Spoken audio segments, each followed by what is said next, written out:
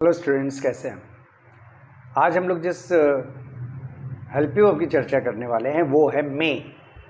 आपने पहले भी मे पढ़ा हुआ है, लेकिन उसमें आपने कुछ डिफरेंट तरीके से मे का यूज़ किया है। जैसे आप उन वाक्यों में आपने मे का प्रयोग किया है जहाँ पे सकता है से वाक्य ख़त्म होता हो, लेकिन मैं जहाँ पर बताने का जो मैं वाक्य बताने जा रहा हूँ उसमें वाक्य की शुरुआत में ही हो सकता है शब्द लगा होगा और आपको वाक्य के अंत में है, हो, कुछ इस तरह के शब्द सुनाई पड़ेंगे। सकता है नहीं सुनाई पड़ेगा। जैसे हो सकता है वो खेले, हो सकता है तुम दौड़ो, हो सकता है उसे बुलाया जाए, कुछ इस तरह के वाक्य आएंगे। यहाँ पर मे का प्रयोग होगा और वाक्य पढ़कर लगना चाहिए कि काम भविष्य में हो रहा है या वर्तमान की बात है। ऐसा नहीं लगना चाहिए कि बात बीती हुई किसी बात के बारे में बात हो रही हो। तो ऐसे वाक्यों में हेल्प यू के स्थान पर मे का प्रयोग किया जाता है। और अगर पैसिव हो तो मे बी का प्रयोग किया जाता है। वर्ब का फॉर्म फर्स्ट फॉर्म लगाते हैं। सब कुछ आप अपने स्क्रीन पर देख चुके हैं। ये थी कुछ संक्षिप्त जानकारी हो सकता है के बारे में, जहाँ पे मे का प्रयोग किया जाता है भविष्य के सेंस में या वर्तमान के सेंस में। तो चलिए देर न करते हुए शुरू करते हैं। तो सबसे पहला वाक्य आप अपने स्क्रीन पे देख सकते हैं। सबसे पहला वाक्य हो सकता है वह मुझसे पूछे। अब देखिए, हो सकता है ऐसे वाक्य शुरू है और मुझसे पूछे, और वाक्य पढ़कर लग रहा है कि अभी पूछना बाकी है, अभी ये बीती हुई बात नहीं है। हम लोगों ने पिछले वीडियो में देखा था, जब हो सकता है ऐसे वाक्य शुरू होता है और वाक्य पढ़कर लगता है काम हो चुका है, बीती हुई किसी इंसिडेंट के बारे में बात हो रही हो। लेकिन आज जो हम लोग पढ़ रहे हैं इसमें ये लगेगा हमेशा कि वाक्य भविष्य में किसी हो रही घटना के बारे में बता रहा है या रोज होने वाली किसी घटना के बारे में बता रहा है। तो यहाँ पर अब आपको तय करना है कि एक्टिव है कि पैसिव है।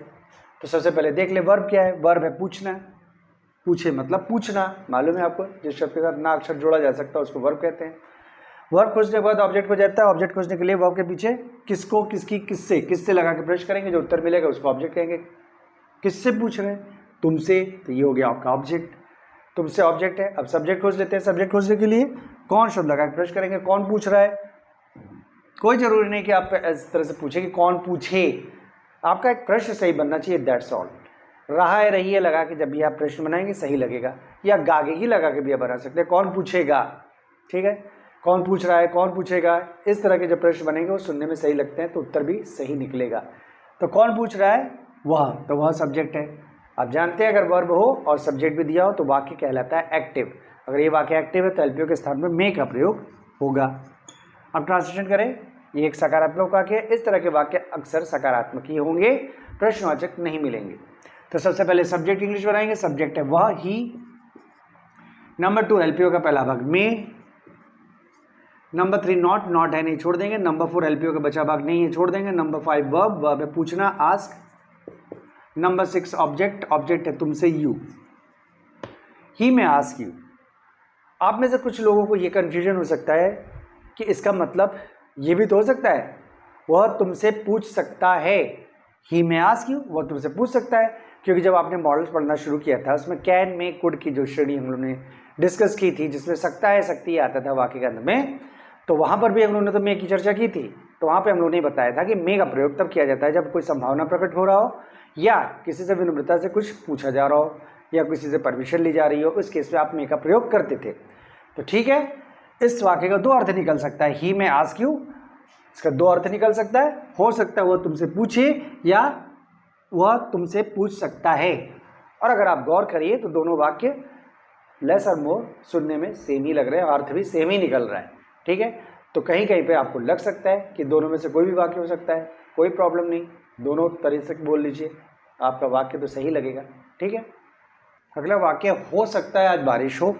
हो सकता है आज बारिश हो, यानी संभावना व्यक्त कर रहा है, भविष्य के बारे में बात हो रही है। क्लियर है, हो सकता है बारिश हो, भविष्य के बारे में बात हो रही है तो मे लगेगा। अब प्रश्न उठता है कि ये सब्जेक्ट है कि नहीं। देखिए, बारिश होना जब लिखा हो तो ये एक मौसम को प्रकट करने वाला वाक्य है। जब मौसम और समय की बात होती है तो वहाँ पे वाक्य हमेशा एक्टिव होता है और उस केस में सब्जेक्ट की जगह हमेशा इट का प्रयोग किया जाता है। ठीक है, तो इसमें ज़्यादा डिटेल में जाने की जरूरत नहीं है। तो यहाँ पे सब्जेक्ट की जगह इट का ही प्रयोग करना है और वाक्य एक्टिव है, इसलिए मे का ही प्रयोग होगा। ठीक, सबसे पहले सब्जेक्ट इंग्लिश बना लेते हैं। सब्जेक्ट है इट, हेल्प यू का पहला भाग में, नॉट नहीं है, बचा भाग नहीं है, फिर वर्ब, वर्ब है बारिश होना, रेन, ऑब्जेक्ट है नहीं, बचा क्या रह गया, आज, टुडे, इट में रेन टुडे। इसका ये भी मतलब निकल सकता है आज बारिश हो सकती है। इसका ये भी मतलब है आज बारिश हो सकती है, it may rain today. Clear? अगला वाक्य हो सकता हो या ना रहता हो सकता है वो या ना रहता हो। ठीक, तो ये तो बीती बात नहीं है, हो सकता हो या ना रहता हो, ना हटा के पढ़िए हो सकता हो या रहता हो सकता हो या रहता हो। अगर रह रहा है तो अभी रह रहा है, वर्तमान में रह रहा है, तो ये बीती बात नहीं है, तो यहाँ पर भी मे का प्रयोग होगा। अब देख लें वर्ब क्या है, वर्ब है रहना। रहना वर्ब है तो ऑब्जेक्ट नहीं मिलेगा, क्योंकि रहना एक इंट्रांसिटिव वर्ब है। खोज के देखिए नहीं मिलेगा। किसको रहता है, किसकी रहता है, किसका रहता है, किससे रहता है, क्या रहता है, इसका कोई उत्तर नहीं मिलने वाला, इसलिए इसमें ऑब्जेक्ट नहीं है। सब्जेक्ट खोज लेते हैं, कौन लगा के ब्रश कर लेते हैं। कौन रहता है, वह रहता है, वह सब्जेक्ट हो तो आपको मालूम है, अगर सब्जेक्ट दिया हो वर्ब हो तो वाक्य एक्टिव कहलाता है, इसलिए मे का प्रयोग होगा। क्लियर? दूसरी चीज, अब एक सकारात्मक वाक्य, तो सबसे पहले सब्जेक्ट इंग्लिश बनाएंगे। सब्जेक्ट है वह, ही। नंबर 2 हेल्प यू का पहला भाग में। नंबर 3 नॉट लिखा है, नॉट। नंबर 4 हेल्प का बचा वर्ग नहीं है। नंबर 5 वर्ब, वर्ब क्या है, रहना, लीव। नंबर 6 ऑब्जेक्ट है नहीं, ही में नॉट लीव हियर, यहाँ ही में नॉट लीव हियर। अब इसका एक मतलब और निकल सकता है, हो सकता हो या ना रहता हो, इसका मतलब एक और निकल सकता है, वो यहाँ रह सकता है, ही में लीव हियर, वो यहाँ रह सकता है। लेकिन हो सकता है वो यहाँ ना रहता हो, वो यहाँ नहीं रह सकता। अच्छा मे लगा दें, ही में नॉट लिव हियर, तो इसका मतलब वो यहाँ नहीं रह सकता है, तो ये गलत हिंदी होगी। क्यों? कि अगर अब ये अर्थ निकाल रहे हैं वो यहाँ नहीं रह सकता है, तो उस केस में आपको मे लगाना नहीं चाहिए, क्योंकि अगर मे लगाएंगे तो मे तो वहां पे लगाया जाता है जहां संभावना व्यक्त की जा रही हो, या विनम्रता से किसी से कुछ प्रश्न पूछा जा रहा हो, परमिशन लिया जा रहा हो। ठीक है, और अगर नॉट लग जाता है तो सकता है वाले केस में आपको कैन लगाना पड़ता है या कुड लगाना पड़ता है, लेकिन मे तो बिल्कुल नहीं लगाना पड़ता है। मे लगाएंगे तो अर्थ बदल जाता है। इसलिए अब आप चाहेंगे कि मे लगाकर उस वाले वाक्य को बना लेते जहां पे सकता है लगा होता है और हम लोगों को नॉट लगाना होता है, तो उस केस में आपको कैन ही लगाना पड़ता, मे नहीं लगाना पड़ता है। ठीक, तो इस तरह से देखा जाए तो इस वाक्य का सिर्फ एक ही अर्थ निकलेगा, वो यही है, हो सकता वो यहाँ ना रहता हो। इसके अलावा इसको दूसरी तरह से नहीं बोला जा सकता है। ठीक, आप ये नहीं कह सकते हैं वो यहाँ नहीं रह सकता है। अगर आप ये कह रहे हैं वो यहाँ नहीं रह सकता है, तो उस केस में आपको कैन लगाना पड़ेगा, he can not live here. Clear है? तो ये जरूरी नहीं कि जब आप मे का प्रयोग करें तो उसको आप दोनों तरह से बोल पाए। तो यहाँ पे क्लियर कट आपको डिफरेंस दिखाई दे रहा है। ठीक, तो ही मे नॉट लिव हियर का मतलब एक ही निकलेगा, हो सकता हो या ना रहता हो। वाक्य हो सकता है उसे पसंद किया जाता हो सकता है उसे पसंद किया जाता हो। किया जाता हो मतलब हमेशा की बात है, किसी को कोई पसंद करेगा तो हमेशा करेगा, तो ये बीती हुई बात नहीं हुई, इसलिए यहाँ पे मे हैव का प्रयोग नहीं होगा, मे का प्रयोग होगा। एक बात। दूसरी बात, वर्ब क्या है, पसंद करना वर्ब है। ऑब्जेक्ट खोजेंगे, किसको लगा के प्रश्न करेंगे, किसको पसंद किया जाता है उसे, उससे ऑब्जेक्ट है। सब्जेक्ट खोजेंगे, सब्जेक्ट खोजने के कौन लगा के प्रश्न करेंगे, कौन पसंद करता है या किसने पसंद किया। इस प्रश्न का उत्तर इस वाक्य में नहीं लिखा है, इसलिए मतलब ये वाक्य पैसिव है, तो यहाँ पे मे बी का प्रयोग होगा हेल्पियो के स्थान पर। ठीक है, अब ट्रांसलेशन कर लेते हैं। सबसे पहले सब्जेक्ट या ऑब्जेक्ट, यहाँ पे पैसिव है तो ऑब्जेक्ट इंग्लिश पहले बनाएंगे, ऑब्जेक्ट है उसे ही। नंबर 2 हेल्पियो का पहला भाग में। नंबर 3 नॉट नहीं है, छोड़ देंगे। नंबर 4 हेल्पियो का बचा भाग बी। नंबर 5 वर्ब, वर्ब है पसंद करना, लाइक। थर्ड फॉर्म है तो लाइक हो जाएगा, third form liked. Number 6 object, object English पहले ही बन चुकी है, तो ही मे बी लाइक्ड। ठीक, हो सकता है उसे पसंद किया जाता हो। अब इसका दूसरा भी अर्थ निकल सकता है, उसे पसंद किया जा सकता है। इसका यह भी अर्थ निकल सकता है, उसे पसंद किया जा सकता है। और ही मे बी लाइक्ड, हो सकता है उसे पसंद किया जाता हो, ये भी निकल सकता है मतलब। अब देखिए इस तरह के वाक्य को एक और तरीके से बना सकते हैं, जिस तरह से पहले वाली वीडियो में मैंने बताया था कि आप चाहें तो हो सकता है कि इंग्लिश शुरू में बना लें, हो सकता है कि अलग से इंग्लिश होती है मे बी, MAYBE। मे और बी को अलग नहीं लिखना, जोड़ के लिखना, मे बी। मे बी लिखने के बाद अब जिस वाक्य में वाक्य को लिखा हुआ ट्रांसलेशन करना उसी वाक्य में कर लीजिए। जैसे हो सकता है उसे पसंद किया जाता हो, तो may be he is liked. देखने में प्रेजेंट डिफिनिट लग रहा है ना, ता हो तो प्रेजेंट डिफिनिट में रख लीजिए, maybe he is liked. Simple सी बात, maybe he is liked.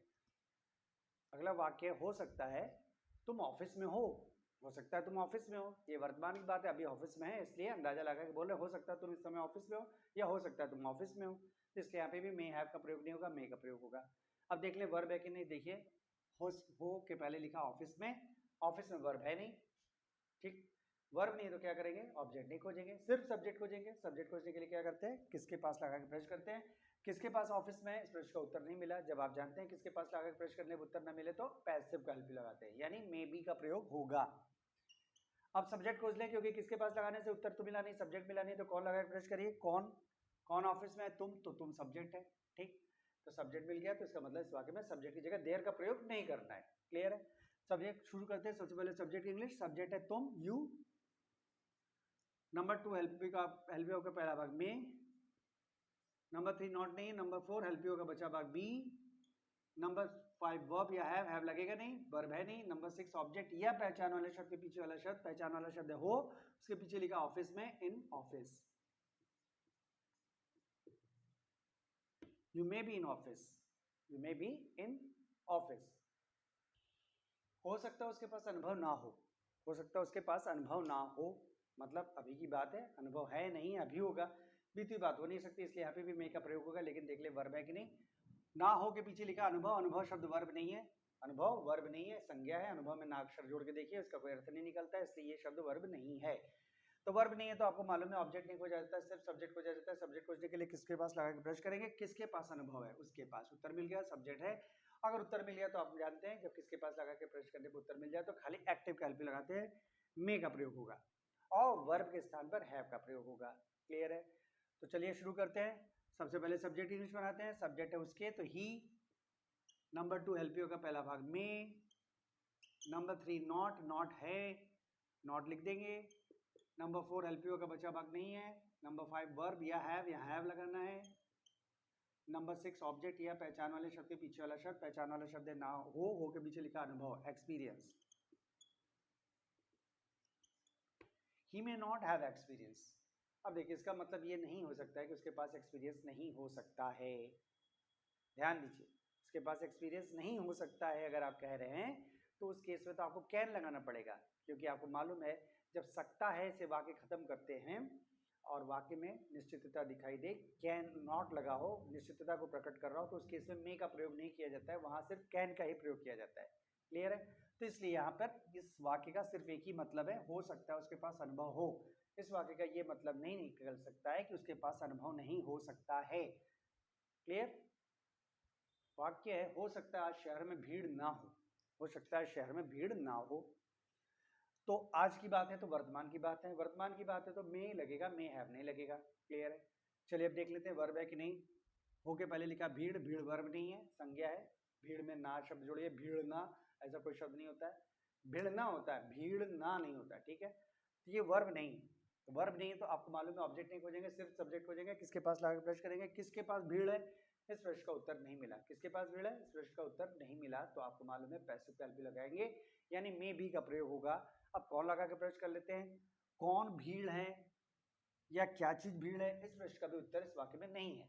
जब आपको मालूम है किसके पास कौन क्या चीज, ये सारे प्रश्नों का प्रश्न सारे शब्दों का प्रयोग करते हुए प्रश्न करने पे भी उत्तर ना मिले तो इसका मतलब यह कि इस वाक्य में सब्जेक्ट नहीं है और सब्जेक्ट की जगह देयर का प्रयोग करना है, तो इस वाक्य में देयर का प्रयोग करेंगे और मे भी लगाएंगे हेल्प यू के स्थान पर। क्लियर? अब चलिए ट्रांसलेशन करते हैं। सबसे पहले सब्जेक्ट इंग्लिश, सब्जेक्ट या ऑब्जेक्ट या देयर, यहाँ पे देयर लगना है तो देयर लगाएंगे। सबसे पहले देयर। नॉट नंबर 2 एलपीओ का पहला भाग में। नंबर 3 नॉट, नॉट है। नंबर 4 एलपीओ का बचा भाग बी। नंबर 5 वर्ब या वर्ब है नहीं, हैव लगेगा नहीं। नंबर 6 ऑब्जेक्ट या पहचान वाले शब्द के पीछे वाला शब्द, पहचान वाला शब्द हो किसके पीछे लिखा भीड़, क्राउड। बचा क्या रह गया, शहर में, आज शहर में, इन द सिटी टुडे।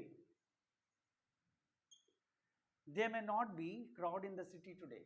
ठीक? अब इस वाक्य का दूसरा अर्थ नहीं निकलेगा। अगर आप चाहें कि ये सोच रहे हैं, अगर आपके दिमाग में ये चल रहा है, इसका मतलब ये भी हो सकता है कि आज शहर में भीड़ नहीं हो सकती है, आज शहर में भीड़ नहीं हो सकती है, तो गलत होगा, क्योंकि अगर नहीं शब्द लग गया सकता है वाले वाक्य में, लास्ट में सकता है लिखा हो, तो नहीं शब्द लग जाने पे आपको मालूम है कैन लगाया जाता है, मे नहीं लगाया जाता है।